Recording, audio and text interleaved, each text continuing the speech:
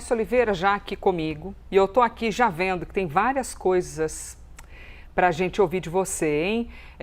Desconfiança ganha PT, bolsonarismo explora elo pessoal de Jacques e Lula, encontro com Lula deve selar destino de Jacques.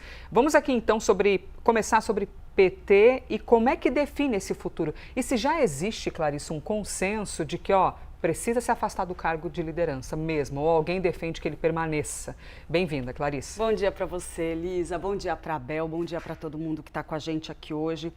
Elisa, ainda existe uma divisão dentro do Partido dos Trabalhadores, dentro do governo federal, sobre qual deve ser a postura em relação a essas denúncias que envolvem o senador Jacques Wagner. Você tem, sim, uma ala ali do círculo mais próximo, inclusive, do presidente Lula, que saiu em defesa de Jacques Wagner, que está bancando o senador e argumentando, mesmo nas conversas reservadas, que a gente está falando de uma liderança muito expressiva dentro do PT, um nome da absoluta confiança do presidente Lula e que tem que haver ali um discurso de presunção de inocência. Tem, por exemplo, uma fonte minha que destacou nessa conversa que eu tive com essa pessoa o histórico do presidente Lula com denúncias de corrupção.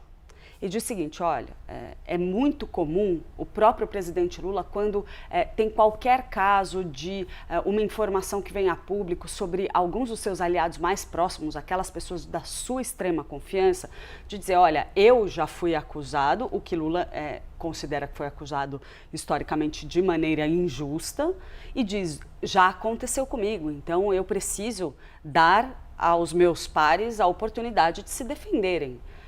Mas, claro, tem muita gente que está olhando para o que está acontecendo e dizendo, olha, tudo bem, Jacques Wagner que vá se defender, mas existe um abalo que isso vai provocar na campanha presidencial, e a campanha presidencial, a recondução do presidente Lula, o projeto de poder do PT tem que ser prioridade neste momento.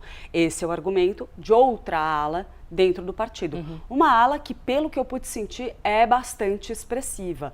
Muitos dos líderes petistas com os quais eu falei estavam já ontem de manhã esperando que Jacques Wagner tomasse espontaneamente a iniciativa de se afastar da liderança do governo. Ontem mesmo. Mas isso não aconteceu.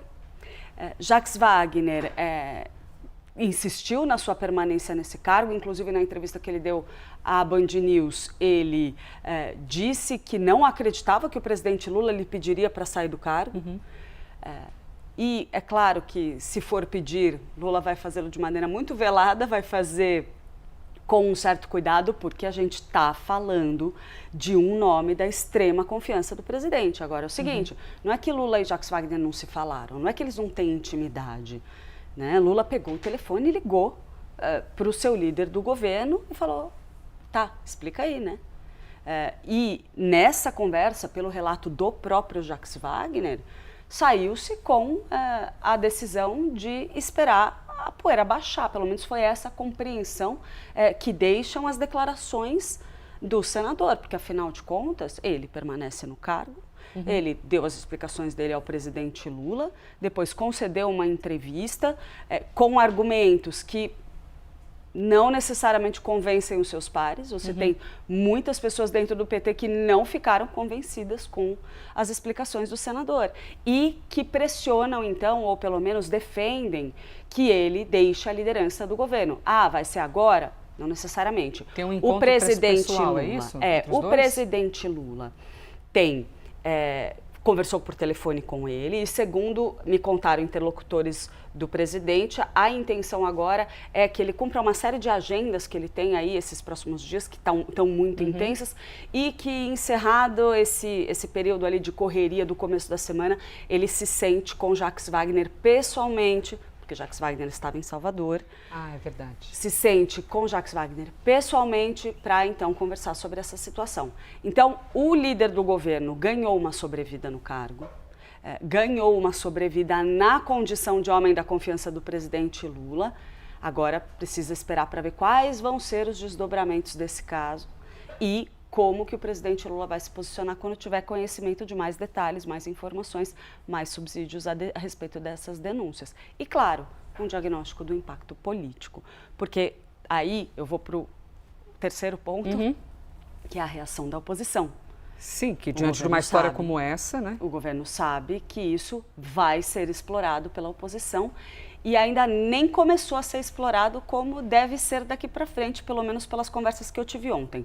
Fui conversar com integrantes da campanha do senador Flávio Bolsonaro e ficou muito claro para mim que eles ainda vão sentar para fazer um diagnóstico para entender até onde eles podem ir, sem também... Até porque eles também estão com problemas, isso, né? sem expor o próprio Flávio Bolsonaro, porque não adianta querer puxar Jacques Wagner e Lula para a briga para eles devolverem a bordoada em Flávio, se a bordoada for colar. Sim. Então tudo tem que ser dosado, segundo me disseram. Flávio Bolsonaro tomou conhecimento da operação, ele estava aqui em São Paulo, porque iria participar do lançamento do seu programa de governo para a área de segurança pública, conversou com algumas pessoas mais próximas a respeito das denúncias, naturalmente, mas não chegou a reunir a equipe para fazer um diagnóstico mais aprofundado, segundo o que me contaram. Isso deve acontecer nos próximos dias para equilibrar direitinho qual vai ser o ponto de ataque. Mas uma questão que já deve ser levantada,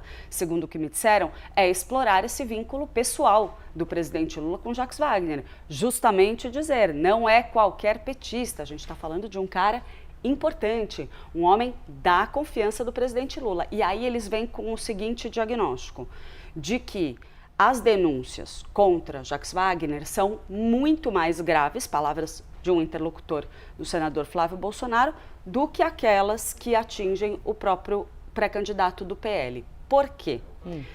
Porque eles argumentam o seguinte, que Flávio Bolsonaro, de fato, foi a Daniel Vorcaro, pediu dinheiro, mas o objetivo era financiar um filme, ele ofereceu uma participação de bilheteria a Daniel Vorcaro, então seria ali um investimento, segundo a versão de Flávio Bolsonaro, mas acima disso tudo, ele não teria a obtenção de nenhum tipo de vantagem pessoal.